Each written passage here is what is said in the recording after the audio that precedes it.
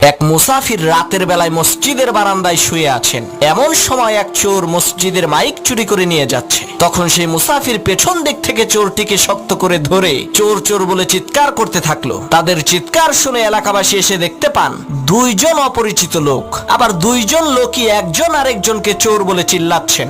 আসলে চোরকে সেটা তো আর এলাকাবাসী জানে না। তখন এলাকাবাসী এই দুইজনকে এলাকার মাতব্বরের কাছে নিয়ে গেল। মাতব্বর বললেন, তোরা দুইজনেই চোর, তোদের শাস্তি হলো সকাল পর্যন্ত তোরা দুইজনে আত্মহত্যায় মারা যাওয়া এই লাশ পাহারা দিবি। আমরা কেউ এই লাশের কাছে থাকবো না। তাদের দুইজনকে লাশের পাশে বেঁধে রাখা হলো। তখন মুসাফির বলছে, আল্লাহ, শেষকালে তুমি আমারে চোর বানাই দিলা। আর সেই চোর বলছে, তুই আমারে ধরলি কেন বল, এই কারণেই তো তুই চোর হইলি। তখন সেই লাশ বলে উঠলো, পাইছি রে পাইছি, আসল চোর রে পাইছি। লাশের কথা শুনে চোর আর মুসাফির প্রচন্ড ভয় পেয়েছে। তখন লাশ বলে উঠলো, আমি মরি নাই, মরার ভান ধরেছিলাম আসল চোরকে ধরার জন্য।